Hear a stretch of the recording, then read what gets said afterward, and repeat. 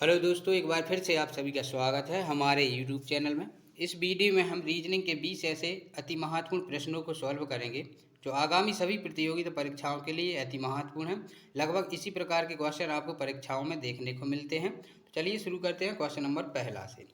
निम्नलिखित श्रृंखला में प्रश्न चिन्ह द्वारा दर्शाई गई संख्या अनुपस्थित है। दिए गए विकल्पों में से अनुपस्थित संख्या का चयन करें। तो देखिए 8, 12, 16, 20। तो इसमें यदि हम डिफरेंस निकालें तो इसमें कितने का है, +4 किया है। इसमें यदि हम देखेंगे तो +4 इसमें भी है और +4 इसमें भी है।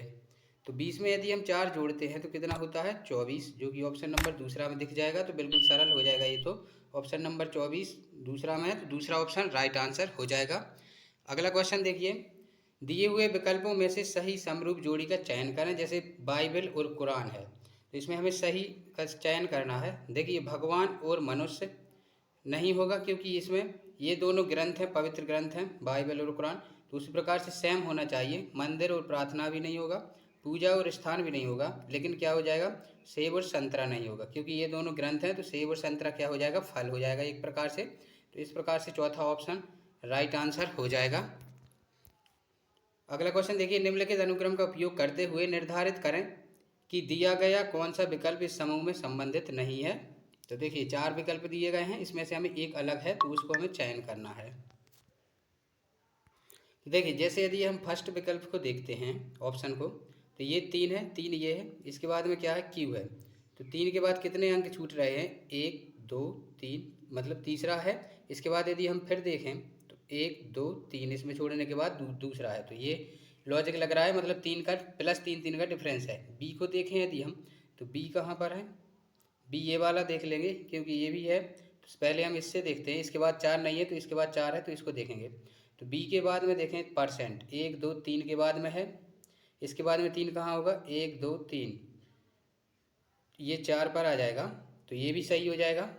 तीसरा यदि हम देखें तो 4 है, इसके बाद में हैज़ है, तो 1, 2, 3, ये भी हो जाएगा। 4, 3 का बीच में डिफरेंस है, इसके बाद में 1, 2, 3, ये वाला होना था, लेकिन यहाँ पर क्या है, एम है, ये इसमें बीच में 4 का हो जाएगा। तो इस प्रकार से क्या हो जाएगा, तीसरा ऑप्शन गलत हो जाएगा। लेकिन हमें चौथा भी चेक करना है। आर देखें तो आर के बाद 3, 1, 2, 3 ई पर है। इसके बाद में 1, 2, 3, 3 छोड़ देंगे, 1, 2, 3, तो डब्ल्यू हो जाएगा। इस प्रकार से ये सही हो जाएगा। लेकिन तीसरा ऑप्शन है जो इसमें बीच वाले में कितने का, 4 +4 किया है, इस प्रकार से तीसरा ऑप्शन अलग हो जाएगा। क्वेश्चन नंबर 4 देखिए, एक आदमी एक चित्र को देखकर कहता है कि वह मेरे ससुर की इकलौती पोती है। तो देखिए वह आदमी हो जाएगा ये, इसके ससुर मतलब इसकी कोई पत्नी है, उसके पिता होंगे, तो वो क्या होंगे, इसके ससुर। तो ससुर की इकलौती पोती है, ससुर की इकलौती पोती क्या हो जाएगी, इस जो लड़की है, ससुर की जो लड़की है उसकी लड़की हो जाएगी। तो क्या हो जाएगा, चित्र की लड़की से इस आदमी की पत्नी से कैसे संबंधित है, मतलब इसकी पत्नी से किस प्रकार से संबंधित है। तो इसकी पत्नी की क्या कहलाएगी, ये पुत्री कहलाती है। तो इस प्रकार से पुत्री या बेटी, ऑप्शन चौथा राइट आंसर हो जाएगा। क्वेश्चन नंबर 5 देखिए, अक्सर एग्जाम में कई बार पूछे जाते हैं और एक ही एग्जाम में 3, 3, 4, 4 बार ये क्वेश्चन कथन पूर्ण अवधारणाओं से संबंधित आते ही हैं। तो दिए गए प्रश्न पर विचार करें और तय करें कि निम्नलिखित कथनों में से कौन सा कथन प्रश्न का उत्तर देने के लिए पर्याप्त है। देखिए पर्याप्त क्या है, विकल्प देखें हम, यदि 50 छात्रों की एक कक्षा में ऊपर से एक्स का स्थान क्या होगा, ऊपर से हमें एक्स का स्थान इसमें बताना है। तो देखिए यदि हम इसमें देखें, बाई का स्थान एक्स से 4 स्थान नीचे है और नीचे से 30वां है। यदि बाई का स्थान नीचे से 30वां है तो इससे निकल आएगा, एक्स का स्थान भी निकल जाएगा। तो इसमें क्या हो जाएगा, प्लस माइनस हो जाएगा वो राइट और लेफ्ट से। तो ये पहला ऑप्शन से तो निकल जाएगा। दूसरा से यदि देखें, जेड का स्थान एक्स से 2 स्थान ऊपर है और नीचे से कितना है, नीचे से है 32वां। तो 32वां है, तो इससे भी निकल जाएगा। राइट लेफ्ट लगाने के बाद +2 कर देंगे जेड के में, तो एक्स का निकल आएगा। या तो मतलब ये पहला से निकलेगा या दूसरा से। ऑप्शन तीसरा राइट आंसर हो जाएगा। एक एक का अलग से भी निकल जाएगा, तो ऑप्शन तीसरा राइट हो जाएगा। क्वेश्चन नंबर 6 देखिए, दिए गए प्रश्न पर विचार करें और तय करें कि निम्नलिखित कथनों में से कौन सा कथन प्रश्न का उत्तर देने के लिए पर्याप्त है। 25 जनवरी 2017 को एक्स की आयु क्या थी। तो इसमें देखें यदि हम, देखिए एक्स अपने भाई वाई से 50 वर्ष बड़ा है, एक्स अपने भाई से 50 वर्ष बड़ा है, वाई अपनी माँ से 20 वर्ष छोटा है। तो ये दोनों ही पर्याप्त नहीं है, क्योंकि यदि माँ की आयु दी होती तो एक्स की वाई की निकाल लेते और वाई की निकालने के बाद एक्स की निकल जाती। तो इसमें क्या है, ना तो पहला ना ही दूसरा उत्तर देने के लिए पर्याप्त है, डाटा नहीं दिया है इसमें पर्याप्त। तो ऑप्शन नंबर पहला राइट आंसर हो जाएगा। क्वेश्चन नंबर 7 देखिए, मोहन की उम्र कितनी है, ये हमें बताना है। कथन क्या है, मोहन की माँ उससे 20 वर्ष बड़ी है, ठीक है। मोहन का भाई उसकी तुलना में 3 वर्ष छोटा है। तो इसमें भी हम नहीं बता सकते हैं कि इसमें क्या है, क्योंकि दोनों की आयु का पता नहीं है। इसकी माँ की आयु दी होती तो मोहन की आयु हम पता कर सकते थे। तो इसमें भी दोनों से नहीं निकलेगा। दिए हुए उत्तर देने के लिए एक और दोनों एक साथ पर्याप्त नहीं है, और प्रश्न का उत्तर देने के लिए अतिरिक्त आंकड़े की आवश्यकता होगी। तो ऑप्शन तीसरा में है जो वो राइट हो जाएगा। क्वेश्चन नंबर 8 देखिए, निम्नलिखित प्रश्न को पढ़ें और प्रभावशाली वाला है, क्या आपको तब तक कड़ी मेहनत करनी चाहिए जब तक आप अपने हस्ताक्षर को ऑटोग्राफ में नहीं बदल सकते। मतलब ये सफलता से संबंधित है। ऑटोग्राफ तभी लेते हैं आदमी जब आप ज़्यादा पॉपुलर हो जाते हैं। तो तर्क क्या निकल रहे हैं, तब तक मेहनत करें जब तक आप उस स्थिति पर नहीं पहुंच जाते हैं जिसमें आपको किसी को अपना परिचय देने की आवश्यकता नहीं है। तो ये सही है, क्योंकि कथन में यही बोला गया है। और आर्थिक रूप से सुरक्षित बनने के लिए कड़ी मेहनत करनी होगी, तो ये नहीं होगा, क्योंकि ये ऊपर नहीं दिया गया है। कड़ी मेहनत से ही ऑटोग्राफ लेते हैं आदमी। तो इस प्रकार से पहला ऑप्शन राइट हो जाएगा। परिचय देने की ज़रूरत नहीं होती है, तो केवल तर्क पहला प्रभावशाली रहेगा। नवा क्वेश्चन देखें यदि हम, तो कथन और निर्णय विचार वाला ही है वही। कॉलेज परिसर में सेल फोन का प्रयोग सख्ती से निषिद्ध है। तो निष्कर्ष क्या है, कॉलेज परिसर में फ़ोन का उपयोग करने वाले छात्रों को सख्ती से दंडित किया जाएगा। ये तो नहीं बोला गया है कि ज़्यादा दंडित किया जाएगा या किस प्रकार से दंडित किया जाएगा। कॉलेज परिसर में किसी भी छात्र को फ़ोन का उपयोग करने की अनुमति नहीं है। तो पहला नहीं होगा, दूसरा राइट हो जाएगा, क्योंकि इसमें सज़ा के बारे में कुछ भी प्रावधान नहीं किया है। तो ऑप्शन नंबर दूसरा है वो राइट हो जाएगा। चौथा केवल अनुमान दूसरा निहित है। क्वेश्चन नंबर 10 देखें यदि हम, 11 जनवरी 2018 को गुरुवार है, तो 11 जून 2019 को कौन सा दिन होगा। देखिए, या तो इसको हम एक वर्ष में 300 पेज, सामान्य वर्ष में जो भी दिन होता है उसमें एक जोड़ देते हैं तो 12वां दिन आ जाता है। सॉरी, अगला दिन बढ़ जाता है 365 के बाद। लेकिन हम यदि उसको ऐसे ही करें तो देखिए 365 तो ये हो जाएंगे 11 जनवरी से लेकर 19 जनवरी 2019 तक। 11 जनवरी 2019 तक 365 दिन हो जाएंगे ये।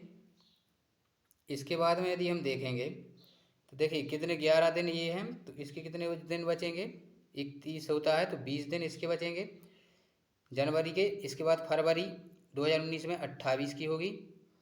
इसके बाद में मार्च आएगा तो मार्च होगा 31 का। इसके बाद में अप्रैल आएगा, अप्रैल हो जाएगा 30 का। इसके बाद मई 31 हो जाएगा। और जून है जो जून कितने का रहेगा, 11 का। यदि हम इनको जोड़ें तो 5 ये 20 है, 5 और 8, 8 5 13, 14 15 16, 16 की ये 6 हो जाएगी, हासिल में आ जाएगी ये 6 और 2 8, 8 और 2 10, 10 और 3 13, 13 और 3 14, 15, 15 और 3 18, 18 और 19, 19 और 1 20 और 21 आ रही है। तो फिर से जोड़ लेंगे यदि हम, 6 2 8, 8 और 8 16, 16 और 3 17 18 19, 19 और 3 21, 21 और 3 24, 24 और 1 25, 25 और 1 कितनी हो जाएगी, ये 16 थे, 16 की 6 हासिल में 1 है। इसके बाद 6 और 2 8, 8 और 2 10, 10 और 3 13, 13 और 3 16, 16 और 3 19, 19 और 1 20, 20 और 1 21 हासिल में आ जाएगी 2, 3 और 2 5, 516 हो रहा है। तो 516 में हम फिर क्या करते हैं, 7 से भाग देते हैं। तो 7 सतैया 49 हो जाएगा ये कितने बचेगा 2, और इसके बाद में ये 26, तो 7 तिया 21 हो जाएगा।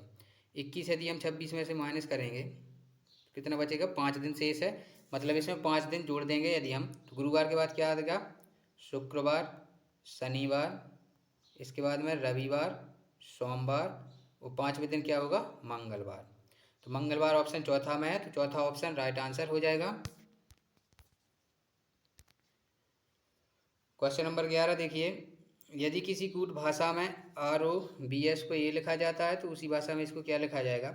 यदि हम इसकी नंबरिंग डालें तो ये 18 पर आता है, 16, 2, 21, 19 और 20, 19 और ये 20। इससे कितना हुआ है देखिए, 19, 14, 2, 1, एक के बाद में 20, फिर ये 18 और ये 19। तो यदि हम इसको देखेंगे तो देखिए इसमें कितना माइनस किया है, सॉरी ये 15 पर आता है। सभी में क्या है, एक एक माइनस करना है, स्पष्ट दिखाई दे रहा है। सभी में देख रहे हैं, 19 में से एक माइनस करेंगे 18, 20 में से एक माइनस करेंगे 19, 21 में से एक माइनस करेंगे 20। तो इस प्रकार से इसको देखें यदि हम, तो ये 26, 24, 3, 13 और 16। इसमें से एक माइनस करेंगे तो 25, 25 पर आता है बाई, 23 आएगा, 23 पे आएगा W, 2 आएगा तो 2 पर आता है B, 12 आएगा, 12 पर आता है L, और 15 आएगा, 15 पर आ जाएगा O। तो WBLO ऑप्शन पहला में है, तो पहला ऑप्शन ही राइट आंसर हो जाएगा।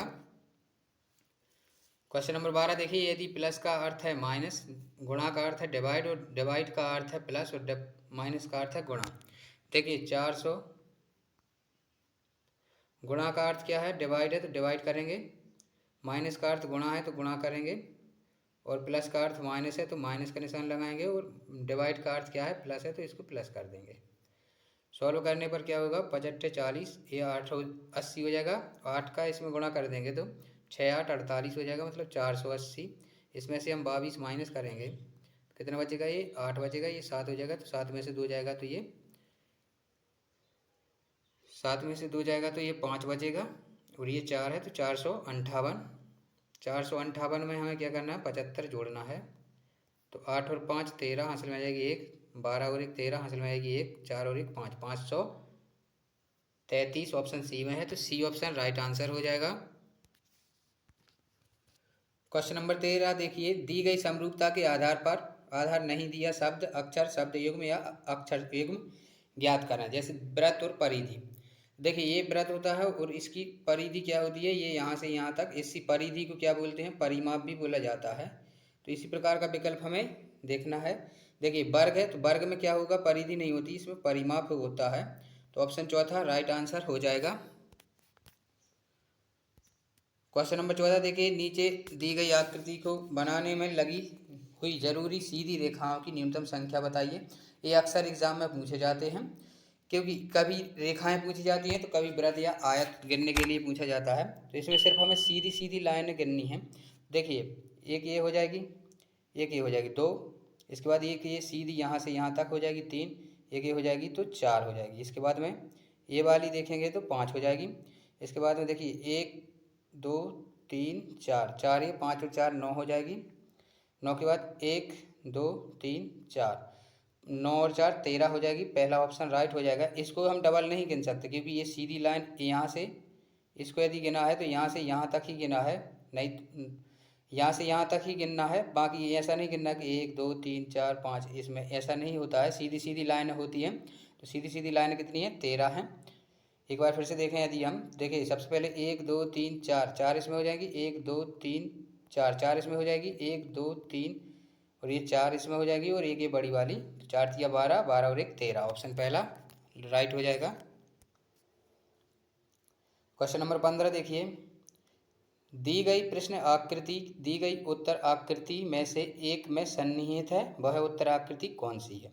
देखिए प्रॉब्लम आकृति ये है, आकृति दी गई है प्रश्न आकृति, तो ये आकृति 4 ऑप्शन में से किसी एक में बन रही होगी, तो उसको हमें चयन करना है। तो इसमें यदि देखें तो इसमें तो नहीं बनेगी, और इसमें यदि हम देखें तो इसमें ये वाली लाइन जो है वो अंदर तो है लेकिन गैप नहीं है, क्योंकि ये जुड़ गई है, तो इसमें भी नहीं बनेगी, और इसमें तो कट्टिस है तो इसमें भी नहीं बनेगी। तो पहला बी ऑप्शन राइट हो जाएगा, क्योंकि बी में स्पष्ट दिखाई दे रही है। यदि हम इसको उठाकर ऐसा रख दें तो ये सेम यही आकृति देगा। तो इस प्रकार से बी ऑप्शन राइट आंसर हो जाएगा।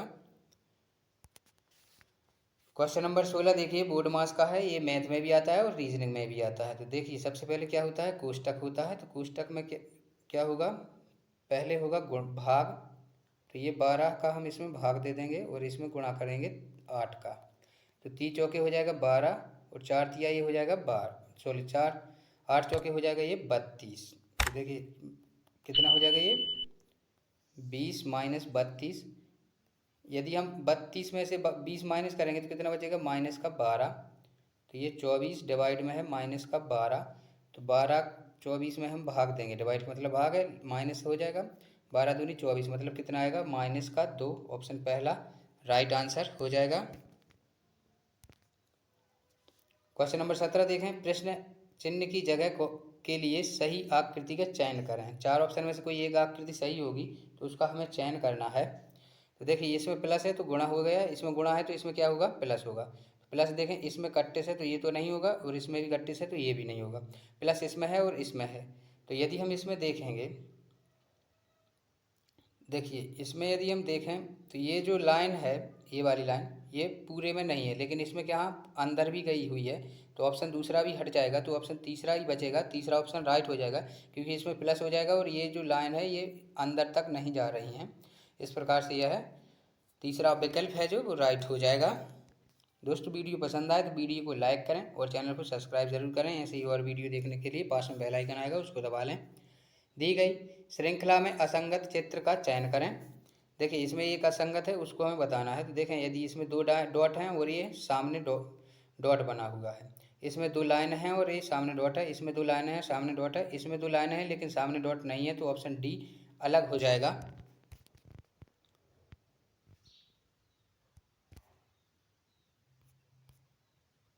क्वेश्चन नंबर 19 देखिए।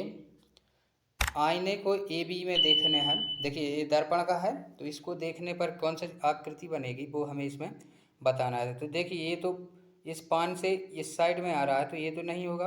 और ये जो कहते हैं पूरा नीचे होता है यदि दर्पण यहाँ पर, तो ये इसमें से आकृति बन सकती थी, लेकिन ये दर्पण कहाँ पर है राइट साइड में है। तो राइट साइड में है तो इसका जो विकल्प होगा, सॉरी पहला ऑप्शन ही होगा, ये चौथा नहीं होगा। क्योंकि इसमें देखिए जब इसको हम यहाँ से देखेंगे तो ये उठ के यहाँ आ जाएगा और ये वाला यहाँ आ जाएगा। पहला ऑप्शन ही राइट आंसर हो जाएगा। क्वेश्चन नंबर 20 देखिए। वेन आरेख है, वर्ग में लड़के हैं, वृत्त में खिलाड़ी हैं, आयत में अनुशासित हैं और त्रिभुज में क्या है लड़कियां हैं। तो हमें क्या बताना है कक्षा में कुल छात्र संख्या कितनी है छात्रों की जो ना तो एथलीट हैं, एथलीट मतलब खिलाड़ी हैं, और ना ही अनुशासित है मतलब खिलाड़ी और आयत, वृत्त और आयत में नहीं आने चाहिए ऐसे लड़के कितने हैं जो ना तो एथलीट हैं और ना ही खिलाड़ी हैं। तो वर्ग और आयत में नहीं आने चाहिए, बाकी हमें देखना है कितने हैं। तो देखिए हमें देखना क्या है, वर्ग देखना है, वर्ग में लड़के हैं, और त्रिभुज देखना, वर्ग और त्रिभुज में देखना है जो ना तो एथलीट हैं। तो 8 9 ये हैं और 8 ये हैं। 9 और 8 कितना हो जाएगा 17। ऑप्शन तीसरा में है, तीसरा ऑप्शन राइट आंसर हो जाएगा। दोस्तों वीडियो पसंद आए तो वीडियो को लाइक करें और चैनल को सब्सक्राइब करें। वीडियो पूरा देखने के लिए धन्यवाद।